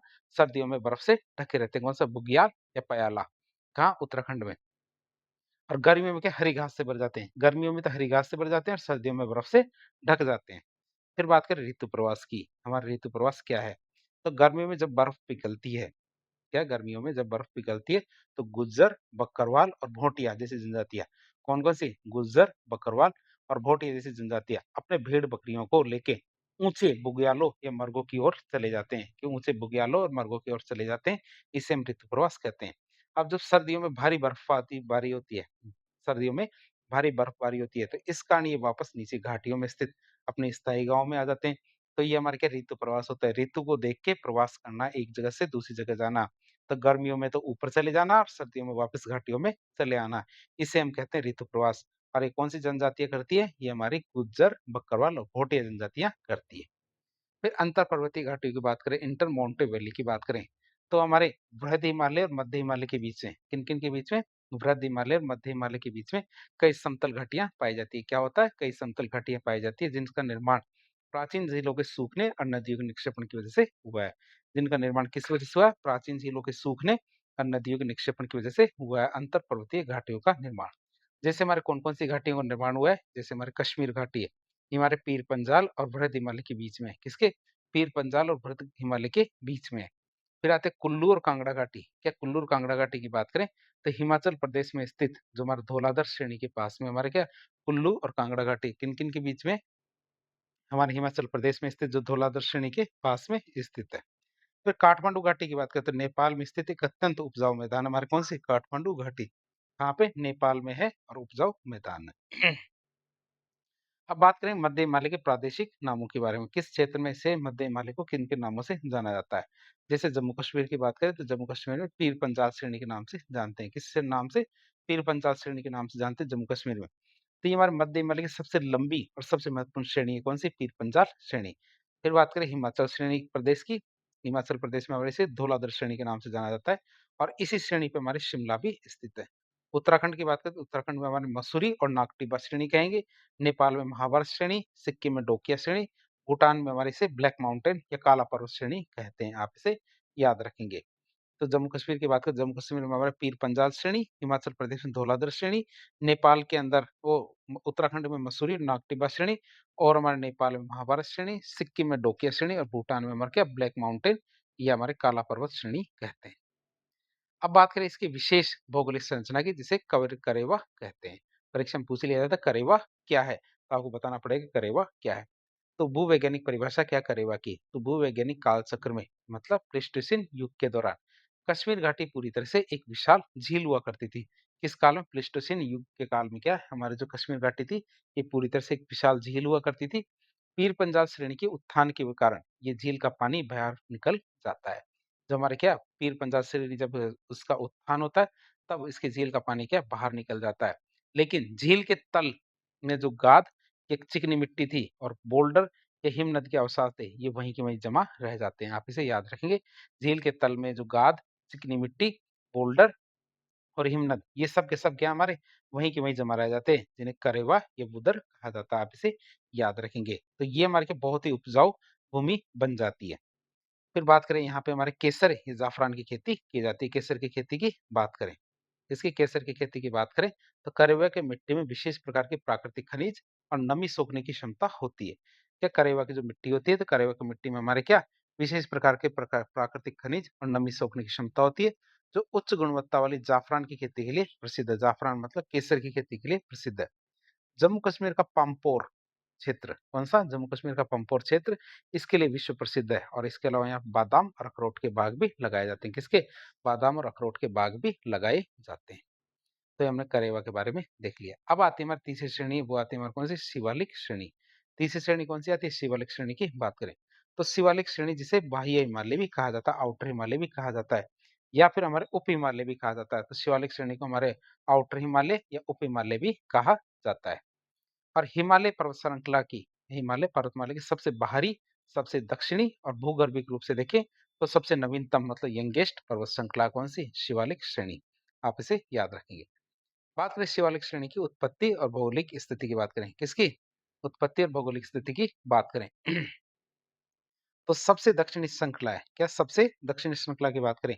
यदि हम उत्तर से दक्षिण की ओर चले, इधर उत्तर से दक्षिण की ओर चले, तो पहले वृहद हिमालय आता है, फिर मध्य या लघु हिमालय आता है और अंत में आती है हमारी कौन-सी? शिवालिक श्रेणी। इसके ठीक दक्षिण में भारत का विशाल उत्तरी मैदान आता है। इसके ठीक दक्षिण में क्या शुरू हो जाता है? भारत का विशाल उत्तरी मैदान आ जाता है। नवीनतम निर्माण की बात करें तो हिमालय की तीनों मुख्य श्रेणियों में सबसे बाद में आती है। इसका निर्माण मुख्य रूप से हमारे क्या सिनोज़ोइक युग में हुआ था। तो सिनोज़ोइक युग के अंतिम चरण मतलब मायोसीन से प्लीस्टोसीन काल में हुआ था इसका निर्माण। आप इसे याद रखेंगे। बात करें इसके निर्माण प्रक्रिया की या फॉर्मेशन की बात करें, इसके निर्माण प्रक्रिया और फॉर्मेशन की बात करें, जो शिवालिक श्रेणी का निर्माण किस तरह हुआ था? तो शिवालिक का निर्माण एक अत्यंत दिलचस्प भूगर्भिक प्रक्रिया का परिणाम है। बात करें कौन-सी प्रक्रिया है? नदियों के द्वारा अवसाद का लाना। उत्तर में स्थित बृहद और मध्य हिमालय से निकलने वाली जो बारहमासी नदियाँ हैं, या उत्तर में जो स्थित हमारे बृहद और मध्य हिमालय है, वहाँ से निकलने वाली जो बारहमासी नदियाँ हैं, उन नदियों ने अपने साथ भारी मात्रा में मिट्टी, कंकड़, पत्थर और गाद यहाँ लाके जमा कर दिया। क्या है? यहाँ लाके जमा कर दिया। फिर होता है हमारा क्या? फ़ोल्ड, मतलब वलन शुरू होता है। जब गाद यहाँ जमा हो जाती है तो फ़ोल्ड या फिर वलन शुरू होता है। तो जब भारतीय प्लेट उत्तर की ओर खिसक रही थी तो इन जमा हुए ढीले अवसादों पर भारी मात्रा से दबाव पड़ता है और इस दबाव के कारण ये अवसाद ऊपर की तरफ उठ जाते हैं। भारी मात्रा में दबाव पड़ता है और इस दबाव की वजह से क्या ये अवसाद ऊपर की तरफ उठ जाते हैं और मुड़कर मतलब फ़ोल्ड होकर एक नई पर्वत श्रृंखला के रूप में विकसित हो जाते हैं, जिसे हम क्या बोलते हैं? शिवालिक कहते हैं। और यही कारण है कि शिवालिक की चट्टानें बहुत ज़्यादा कमज़ोर है, असंगठित है, जिससे यहाँ भूस्खलन बहुत ज़्यादा होता है। क्या होता है? यहाँ पे भूस्खलन काफ़ी ज़्यादा होता है। अब हम देखेंगे मुख्य भौगोलिक आंकड़े, जो की ज्योग्राफिकल डेटाज की बात करें इससे संबंधित। तो इसकी औसत ऊंचाई कितनी है? इसकी औसत ऊंचाई 900 से 1100 मीटर के बीच में है। इसकी औसत ऊंचाई कितनी है? 900 से 1100 मीटर के बीच में। हालांकि देखिए तो इसकी पूरी रेंज 500 मीटर से लेके 1500 मीटर तक जाती है। 500 मीटर से 1500 मीटर तक इसकी रेंज जाती है। और ये हिमालय की सबसे कम ऊंची श्रेणी है। हिमालय की सबसे कम ऊंची श्रेणी कौन सी? हमारी शिवालिक। चौड़ाई की बात करें तो इसकी चौड़ाई पूर्व से पश्चिम की ओर बढ़ती जाती है। पूर्व से पश्चिम की तरफ जाएँगे तो शिवालिक की चौड़ाई बढ़ती जाती है। हिमाचल और कश्मीर में ये लगभग 50 किलोमीटर तक चौड़ी है। हाँ, हिमाचल और कश्मीर में जाएँ तो ये हमारी कितनी 50 किलोमीटर तक चौड़ी है। जबकि पूर्व में हमारा अरुणाचल प्रदेश क्या पूर्व में अरुणाचल प्रदेश की ओर जाते-जाते सक्रियों की मात्रा कितनी केवल 10 किलोमीटर की रह जाती है। आप इसे याद रखेंगे। तो चौड़ाई की बात करें तो पश्चिम में तो हमारी कितनी 50 किलोमीटर तक और पूर्व में ये कितनी केवल 10 किलोमीटर तक रह जाती है। विस्तार की बात करें तो ये पश्चिम में पाकिस्तान के पोतवार बेसिन से शुरू होती है। ये पश्चिम में पाकिस्तान के पोतवार बेसिन से शुरू होके पूर्व में हमारे ब्रह्मपुत्र नदी मतलब अरुणाचल प्रदेश तक लगभग 2400 किलोमीटर की लंबाई में फैली है। कितनी? लगभग 2400 किलोमीटर की लंबाई में फैली हुई है। तो हमने इसके बारे में देख लिया। औसत ऊंचाई तो हमारी 900 से 1100 मीटर है। कितनी औसत ऊंचाई? तो आपको क्या याद रखना, औसत ऊंचाई 900 से 1100 मीटर। और चौड़ाई की बात करें तो पश्चिम में तो 50 किलोमीटर, पूर्व में आएँगे तो 10 किलोमीटर इसकी रह जाती है। आप इसे याद रखेंगे। विस्तार की बात करें, तो विस्तार की बात करते हैं 2400 किलोमीटर की लंबाई में फैली हुई है। क्या? 2400 किलोमीटर की लंबाई में फैली हुई है। फिर हमारे प्रादेशिक और स्थानीय नामों की बात करें, शिवालिक की प्रादेशिक और स्थानीय नाम क्या है? तो शिवालिक श्रेणी एक निरंतर श्रृंखला नहीं है। जैसे हमारा मुख्य हिमालय था, तो मुख्य हिमालय की जैसे एक कंटीन्यूअस श्रृंखला थी, तो वैसे हमारी शिवालिक एक निरंतर श्रृंखला नहीं थी, बल्कि ये हमारे क्या बीच-बीच में नदियों के द्वारा कटी-छटी है। नदियों के द्वारा क्या काटी-छाटी गई है। इसलिए अलग-अलग राज्यों में से अलग-अलग नामों से जाना जाता है। अलग-अलग राज्यों में से अलग-अलग नामों से जाना जाता है। तो कौन से राज्य में से क्या नाम दिया गया है? जम्मू कश्मीर में से जम्मू पहाड़ियाँ कहते हैं। क्या जम्मू कश्मीर में से क्या कहा गया? जम्मू पहाड़ियाँ कहा है। उत्तराखंड में से दुधवा और धांग पहाड़ श्रेणियाँ कहा है। क्या? उत्तराखंड में से दुधवा और धांग श्रेणियाँ कहा है। नेपाल की बात करें तो नेपाल में इसे चूड़िया घाट पहाड़ियाँ कहा है। क्या कहा है? चूड़िया घाट पहाड़ियाँ कहा है। अरुणाचल प्रदेश की बात करें तो अरुणाचल प्रदेश में इसे क्या 4 प्रमुख जनजातीय पहाड़ियों के नाम पे इसे जाना जाता है और चारों के नाम याद करें हम तो सबसे पहले आता है दाफला, मीरी, अबोर और मिश्मी। आप इसे याद रखेंगे। अरुणाचल प्रदेश में 4 जनजातीय पहाड़ियां हैं, उनके नाम पे इनके नाम रखे गए हैं। दाफला, मीरी, अबोर और मिश्मी। DMAM DMAM दाफला, मीरी, अबोर और मिश्मी। दाफला, मीरी, अबोर और मिश्मी। तो आप इसे याद रखेंगे। शिवालिक को किन-किन राज्यों में किन-किन नामों से जाना जाता है? जैसे हमारा जम्मू कश्मीर है, जम्मू कश्मीर में जम्मू पहाड़ियाँ, उत्तराखंड में दुधवा और धांग श्रेणियाँ, नेपाल में चूड़िया घाट पहाड़ियाँ, अरुणाचल प्रदेश की बात करें तो अरुणाचल प्रदेश में से 4 जनजातीय पहाड़ियों के नाम पे हमारे दाफला, मीरी, अबोर और मिश्मी के नाम से जाना जाता है। फिर बात करें अनुदैर्ध्य घाटियाँ, या अनुदैर्ध्य घाटियों की बात करें तो हम अनुदैर्ध्य घाटी की बात करें जिन्हें दून या द्वार कहते हैं, उनकी बात करें, दून या द्वार की बात करें, तो जब शिवालिक श्रेणी ऊपर उठ रही थी, जब हमारी शिवालिक श्रेणी क्या ऊपर की तरफ उठ रही थी, तो इसने क्या उत्तर से आने वाली नदियों के रास्ते को रोक लिया। तब इसने क्या किया, उत्तर से आने वाली जो नदियाँ थी, उनके रास्तों को रोक लिया और इससे वहाँ बड़ी-बड़ी अस्थायी झीलें बन जाती है, जिससे हमारे क्या वहाँ पे बड़ी-बड़ी अस्थायी झीलों का निर्माण हो जाता है और समय के साथ नदियों ने जो नदियाँ थी, उन नदियों ने शिवालिक श्रेणी को काट के अपना रास्ता बना लिया। समय के साथ क्या हुआ, जो नदियाँ थी, इन नदियों ने शिवालिक को काट के अपना रास्ता बना लिया और झीलें सूख गई और इन सूखी झीलों के तल पर समतल घाटियाँ बची, जिन्हें अनुदैर्ध्य घाटियाँ कहा जाता है। आप इसे याद रखेंगे। तो अनुदैर्ध्य घाटी को एक बार वापस से बता दें कि जब हमारे क्या शिवालिक श्रेणी ऊपर की तरफ उठ रही थी, जब हमारे क्या शिवालिक श्रेणियाँ ऊपर की तरफ उठ रही थी, तो इसने क्या किया, उत्तर से आने वाले नदियों के रास्तों को रोक लिया और इससे वहाँ क्या बड़ी-बड़ी अस्थायी झीलें बन जाती है, जो समय के साथ नदियों ने क्या किया, शिवालिक श्रेणी को काट दिया। क्या? समय के साथ जो नदियों ने शिवालिक श्रेणी को काट के अपना रास्ता बना लिया और झीलें सूख गई और इन सूखी झीलों के तल पे क्या समतल घाटियां बची और जिन्हें हम क्या अनुदैर्ध्य घाटियां कहते हैं। और इन घाटियों की बात करें तो कौन कौन सी घाटियां हैं, एक को तो होती है हमारी कौन सी दून। तो पश्चिम भाग में हमारे क्या दून होते हैं और पूर्वी भाग में हमारे द्वार होते हैं, आप इसे याद रखेंगे। पश्चिम भाग में तुम्हारे दून होते हैं और पूर्वी भाग में हमारे द्वार है। तो पश्चिमी भाग दून की बात करें तो पश्चिमी और मध्य हिमालय जैसे हमारे उत्तराखंड, हिमाचल, इनमें इन समतल घाटी को दून कहा जाता है। क्या कहा जाता है? दून कहा जाता है। उदाहरण के रूप में देखें जैसे हमारे देहरादून सबसे बड़ी घाटी है। देहरादून की बात करें तो देहरादून सबसे बड़ी घाटी है जिसकी लंबाई लगभग 35 से 45 किलोमीटर है। चंडीगढ़ कालका दून की बात करें, नाला दून, नालागढ़ दून, हरिके दून, कोटा दून, कोटली दून, पाटली दून। तो इस तरह हमारे क्या पश्चिमी क्षेत्र में हमारे क्या बहुत सारी दून है जैसे देहरादून, कालीगढ़, चंडीगढ़ कालका दून, नालागढ़ दून, हरिके दून, कोटा दून, कोटली दून और हमारे कौन से पाटली दून। तो इस तरह देखें तो बहुत सारे दून है। बात करें इसका उपयोग, तीन घाटी की मिट्टी बहुत ज्यादा उपजाऊ होती है। ये जो घाटियां हैं तीन घाटी की मिट्टी क्या बहुत ज्यादा उपजाऊ होती है, इसलिए यहाँ बड़े पैमाने पर चावल मतलब धान की खेती और सघन मानव बसाव होता है।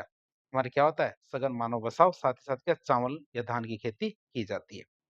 फिर द्वार या फिर दुआर की बात करें जो पूर्वी भाग में, तो पूर्वी हिमालय जैसे हमारे पश्चिम बंगाल का उत्तरी भाग है, असम, क्या पश्चिम बंगाल का उत्तरी भाग और असम, इन क्षेत्रों में हमारी इन घाटियों या मैदानों को द्वार कहा जाता है, जिन्हें पूर्वोत्तर भारत में और भूटान का प्रवेश द्वार भी माना जाता है। जिन्हें क्या पूर्वोत्तर भारत और भूटान का प्रवेश द्वार भी माना जाता है। जैसे निहांग द्वार, अलीपुर द्वार। कौन कौन सा निहांग द्वार और अलीपुर द्वार हमारे कह सकते हैं पूर्वी भाग के अंदर। तो पश्चिम में तो हमारे दून कहते हैं और पूर्वी भाग में हमारे क्या द्वार कहते हैं। बात करें उपयोग की तो ये क्षेत्र हमारे क्या भारी वर्षा और विशिष्ट जलवायु के कारण, ये क्षेत्र हमारे क्या भारी वर्षा और विशिष्ट जलवायु के कारण चाय के बागानों के लिए विश्व प्रसिद्ध है। किसके लिए प्रसिद्ध है? चाय के बागानों के लिए विश्व प्रसिद्ध है, आप इसे याद रखेंगे। चोस की बात करें तो पंजाब और हिमाचल की अस्थायी धाराएं, क्या चोस की बात करें ये क्या हमारे पंजाब और हिमाचल की स्थायी अस्थायी जो धाराएं हैं वो हमारे क्या चोस कहलाती है।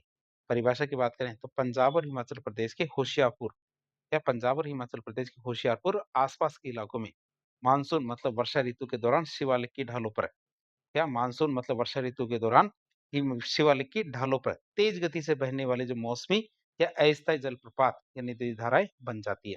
तेज गति से बहने वाली जो मौसमी या अस्थायी जलप्रपात या फिर नदी धाराएं बन जाती है जिन्हें स्थानीय भाषा में कहते हैं चोस, जिन्हें स्थानीय भाषा में क्या कहते हैं चोस कहते हैं। बात करें चोस के प्रभाव की, क्यों? क्योंकि हिमाचल की मिट्टी कैसी होती है ढीली और असंगठित अवसादों से मिलके बनी है। शिवालिक है तो शिवालिक की जो मिट्टी है ये ढीली और असंगठित चट्टानों से मिलकर बनी है। ये चोस अपने साथ भारी मात्रा में मिट्टी बहाकर ले आते हैं। ये चोस क्या करते हैं अपने साथ भारी मात्रा में मिट्टी को बहाकर ले आते हैं, जिसके कारण इस क्षेत्र में भयानक मृदा अपरदन मतलब सोइल इरोजन और भूमि का कटाव होता है, जिससे हमारी खेती योग्य भूमि नष्ट हो जाती है। क्या खेती योग्य भूमि नष्ट हो जाती है। तो चोस के बारे में हमने देख लिया। फिर वो हमारे तीसरे नंबर पे आता है शिवालिक के बाद आता है पूर्वांचल। क्या पूर्वांचल आता है? पूर्वांचल की बात करें तो पूर्वांचल जिसे पूर्वी पहाड़ियां और पर्वतमाला भी कहा जाता है। ये पूर्वांचल को हम क्या पूर्वी पहाड़ियां और पर्वतमाला भी कहते हैं। महान हिमालय पर्वत श्रृंखला का ही पूर्वी उत्तर पूर्वी विस्तार है। तो ये क्या हमारे महान हिमालय पर्वत श्रृंखला का ही उत्तर पूर्वी विस्तार है। जब हमारे हिमालय पर्वत श्रृंखला भारत के सुदूर उत्तर पूर्व कोने मतलब अरुणाचल प्रदेश में प्रवेश करती है तो ये दक्षिण की ओर एक तीखा मोड़ मतलब सिंटेक्सियल बैंड लेती है और भारत के उत्तर पूर्वी राज्यों में फैल जाती है। आप इसे याद रखें। पूर्वांचल के बारे में हमने देख लिया। अब देखेंगे हमारे जो पूर्वांचल की भौगोलिक स्थिति और उसके विस्तार के बारे में देखें। क्या पूर्वांचल के भौगोलिक स्थिति और विस्तार के बारे में देखें तो इसका विस्तार क्या है? तो ये भारत के उत्तर पूर्वी राज्य जैसे हमारे अरुणाचल प्रदेश, नागालैंड, मणिपुर, मिजोरम, त्रिपुरा और असम के कुछ हिस्सों में तो उत्तर पूर्वी राज्यों में उत्तर से दक्षिण की ओर एक श्रृंखला के रूप में फैली हुई है। कैसे? उत्तर से दक्षिण की ओर एक श्रृंखला के रूप में फैली हुई है। अंतर्राष्ट्रीय सीमा की बात करें तो ये पहाड़ियां भारत और म्यांमार मतलब बर्मा के बीच में एक प्राकृतिक भौगोलिक सीमा का निर्माण करती है। क्या करती है? प्राकृतिक भौगोलिक सीमा का निर्माण करती है। फिर निर्माण और भूवैज्ञानिक संरचना की बात करें। किसकी? निर्माण और भूवैज्ञानिक संरचना की बात करें तो हमारी प्लेट टेक्टोनिक थ्योरी की बात करें जिसे प्लेट विवर्तन की थ्योरी कहेंगे। तो अभिसरण क्या होता है? कन्वर्ज। तो पूर्वांचल पहाड़ियों का निर्माण वाला इंडो ऑस्ट्रेलियन प्लेट जिस पे हमारा भारत स्थित है। किस पे? इंडो ऑस्ट्रेलियन प्लेट जिसमें हमारा भारत स्थित है और बर्मा प्लेट जो हमारी यूरेशियन प्लेट का हिस्सा है, इनके आपस में टकराने की वजह से इसका निर्माण हुआ है। तो आप इसे याद रखेंगे पूर्वांचल पहाड़ी का निर्माण किससे हुआ है? इंडो ऑस्ट्रेलियन प्लेट और बर्मा प्लेट इन दोनों का आपस में टकराने की वजह से हुआ है। और ये जब दोनों प्लेटें आपस में टकराई तो बीच का जो भूभाग था ये वलन के कारण ऊपर उठ गया, जिससे इन मोड़दार और वलित पर्वतों का जन्म होता है। जिससे क्या होता है? इन मोड़दार और वलित पर्वतों का निर्माण होता है।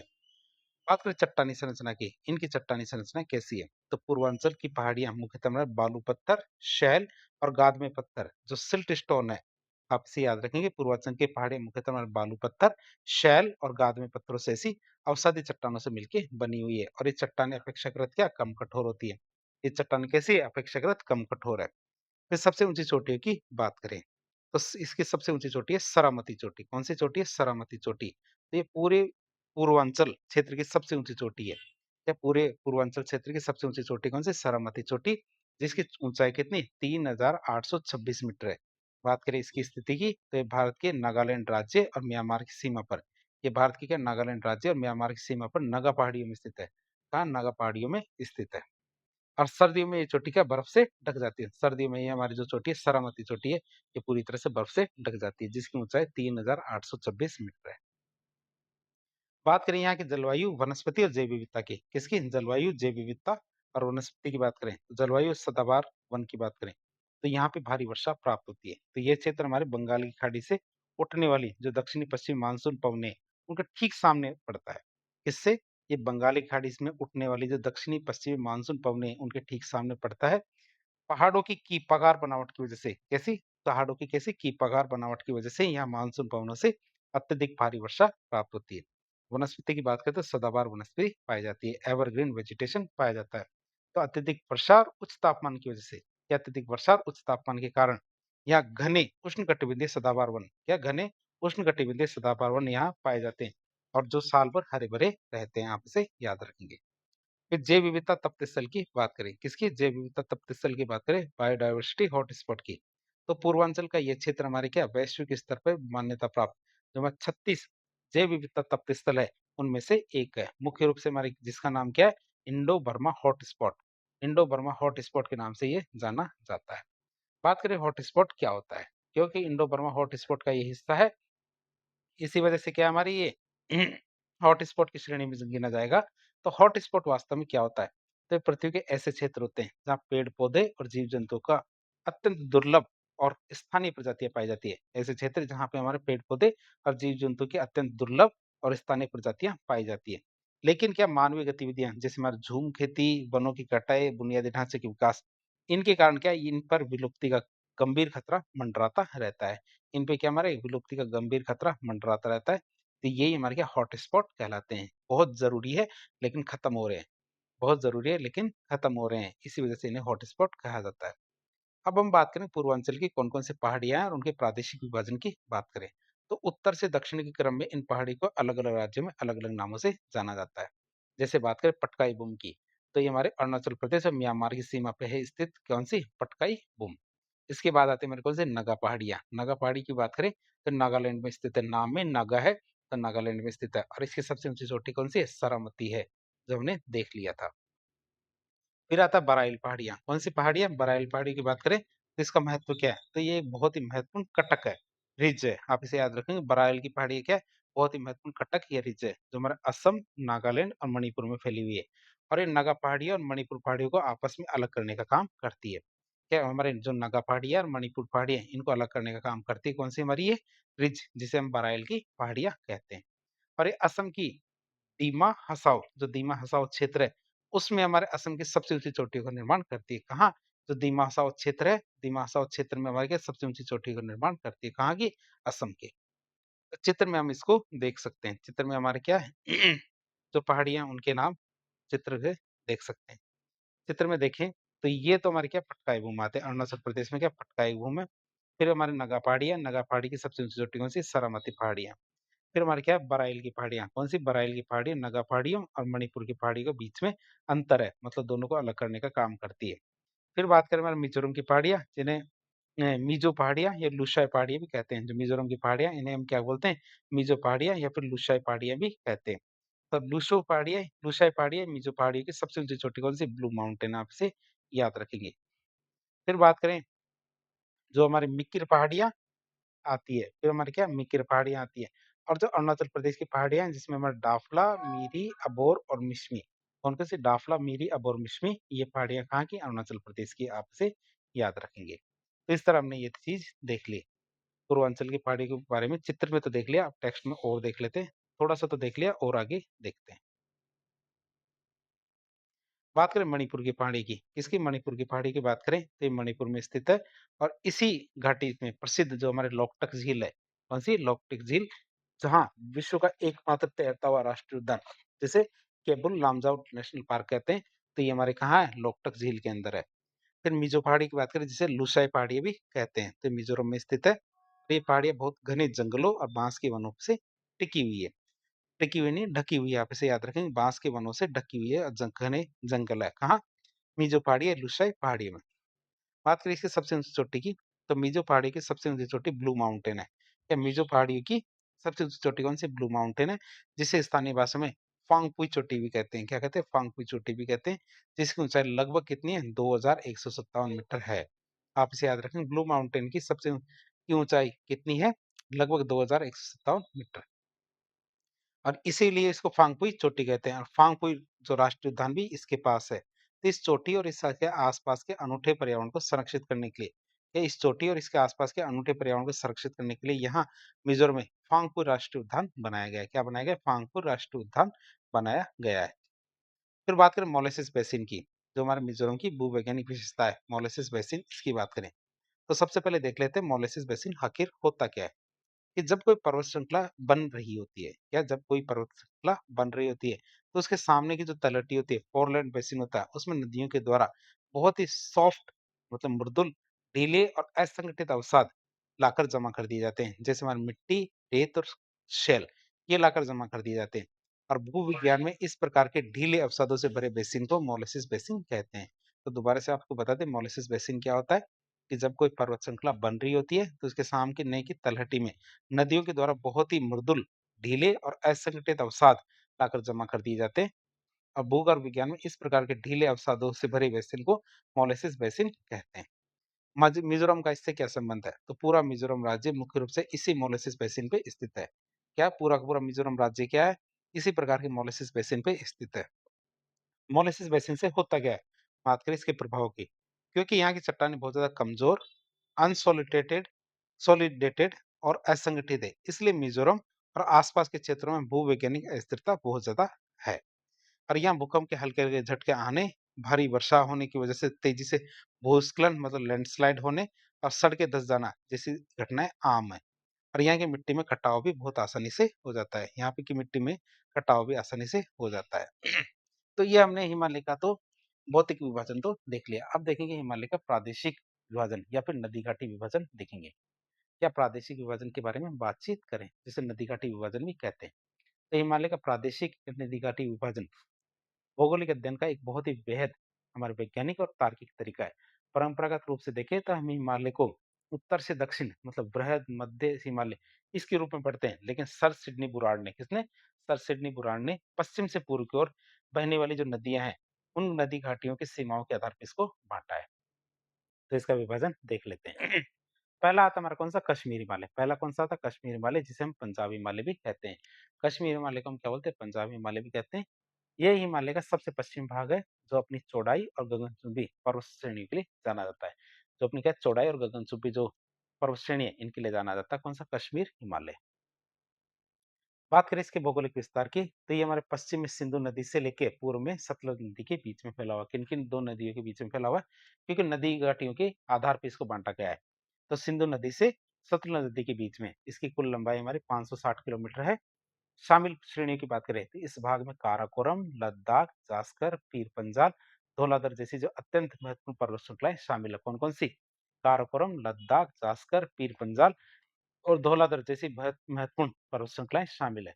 सबसे ऊंची चोटी की बात करें तो इस प्रादेशिक खंड की सबसे ऊंची चोटी नंगा पर्वत है, जिसकी ऊंचाई कितनी है? 8,126 मीटर और ये हमारे पीओके के पास में स्थित है। जो पाकिस्तान अधिकृत कश्मीर है उसके पास स्थित है। कौन सी? हमारी नंगा पर्वत। बात करें सांस्कृतिक और धार्मिक महत्व की, या सांस्कृतिक धार्मिक महत्व की बात करें तो ये क्षेत्र न केवल भूवैज्ञानिक रूप से बल्कि आध्यात्मिक रूप से भी बहुत ही समृद्ध है। और यहाँ प्रसिद्ध सूफी दरगाह जो सहारे शरीफ है और माता वैष्णो देवी का मंदिर भी यही है। हिंदुओं का पवित्र तीर्थ स्थल जो अमरनाथ गुफा भी इसी क्षेत्र में है। तो इस तरह हमने कश्मीर हिमालय के बारे में देख लिया। दूसरा आता है हमारा कौन सा, कुमाऊं हिमालय।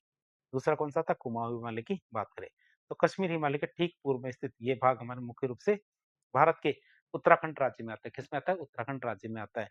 और इसे पश्चिम भाग में गढ़वाल हिमालय और पूर्वी भाग हमारे कुमाऊं हिमालय कहते हैं। पश्चिम भाग में तो क्या बोलते हैं, गढ़वाल हिमालय, और पूर्वी भाग में इसे कुमाऊं हिमालय कहा जाता है। भौगोलिक विस्तार की बात करें तो ये सतलज नदी से शुरू होकर भारत नेपाल सीमा बनाने वाली काली नदी तक फैला हुआ है। कहाँ तक, सतलज नदी से शुरू होकर काली नदी तक फैला हुआ है। कौन सा, कुमाऊं हिमालय। लंबाई की बात करें तो चारों विभाजनों में सबसे छोटा खंड कौन सा, हमारे कुमाऊं हिमालय का है, जिसकी लंबाई मात्र 320 किलोमीटर है। कितनी, 320 किलोमीटर इसकी लंबाई है।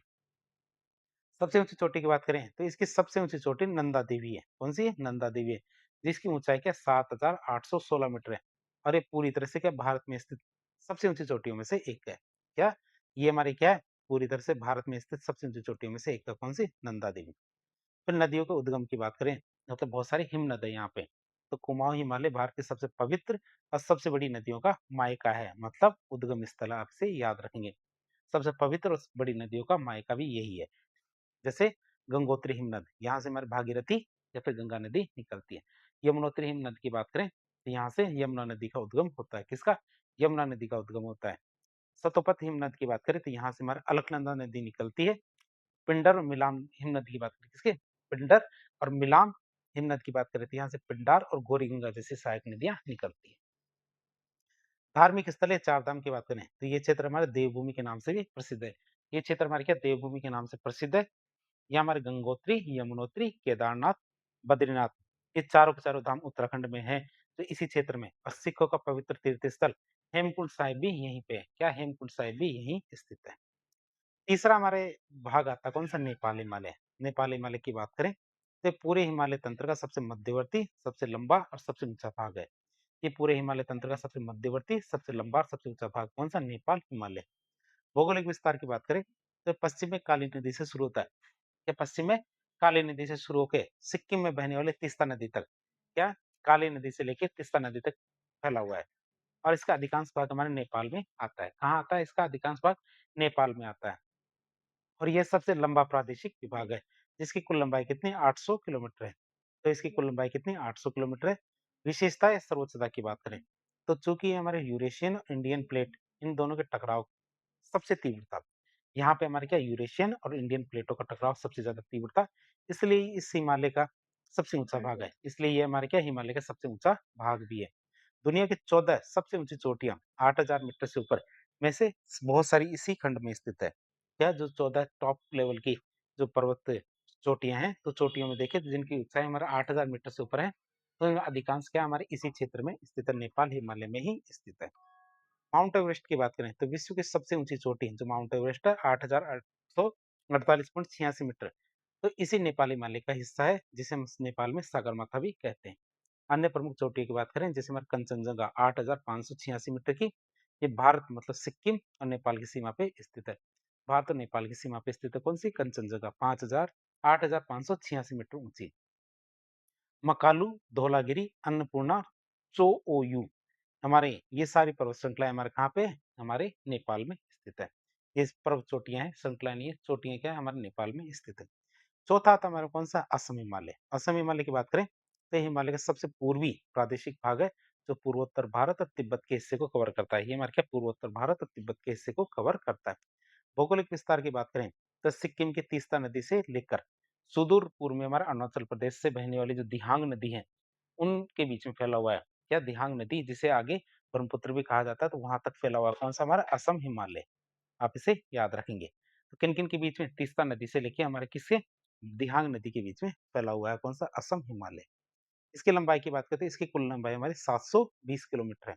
सबसे ऊंची चोटी की बात करें तो इसकी सबसे प्रमुख और सर्वोच्च चोटी नामसाबरुआ है, जो 7,782 मीटर ऊंची और तिब्बत चीन के नियंत्रण वाले क्षेत्र में आती है। किसके, तिब्बत चीन के नियंत्रण वाले क्षेत्र में आती है। और इसी चोटी के पास में ब्रह्मपुत्र नदी एक गहरा गोर्ज मतलब यू टर्न बना के भारत में प्रवेश करती है। इसी चोटी के पास में हमारी जो ब्रह्मपुत्र नदी है, ये गहरा गोर्ज बनाती है और भारत में प्रवेश करती है। विशेषता की बात करें तो न्यूनतम चौड़ाई है इसकी, न्यूनतम चौड़ाई है। तो पूर्व की ओर बहते हुए कंप्रेसिव फोर्स बहुत अधिक होने का या पूर्व की ओर बढ़ते हुए जो कंप्रेसिव फोर्स है ये बहुत ज़्यादा होने की वजह से असम हिमालय में हिमालय की चौड़ाई सबसे कम हो जाती है, मतलब बहुत ज़्यादा सकरा हो जाता है। लेकिन इसकी ढाल क्या बहुत तीव्र हो जाती है। ढाल तीव्र होती है, लेकिन चौड़ाई बहुत कम होती है। बात करें इसकी चोटियों की, जैसे पोहुनरी, पोहुनरी की बात करें तो सिक्किम और चीन मतलब तिब्बत की सीमा पे स्थित एक बहुत ही महत्वपूर्ण चोटी है। कौन-सी? पोहुनरी। फिर कांगटो की बात करें तो अरुणाचल प्रदेश की सबसे ऊँची चोटी है। ये क्या हमारे अरुणाचल प्रदेश की सबसे ऊँची चोटी है, जो भारत और चीन सीमा पे स्थित है। कौन-सी? कांगटो चोटी। चित्र में भी आप इसके जो विभाजन देख सकते हो।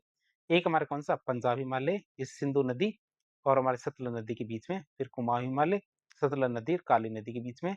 नेपाल हिमालय की बात करें तो काली नदी और तीस्ता नदी के बीच में, और असम हिमालय हमारे तीस्ता नदी और दिहांग नदी के बीच में है। इसके बारे में हमने देख लिया। पंजाब हिमालय की चौड़ाई हमारी क्या 560 किलोमीटर, हमारी कुमाऊँ हिमालय की लंबाई हमारी 320 किलोमीटर, 800 किलोमीटर लंबाई हमारी किसकी? नेपाल हिमालय की, और 720 किलोमीटर लंबाई हमारी किसकी? आसाम हिमालय की। आप इसे याद रखिए।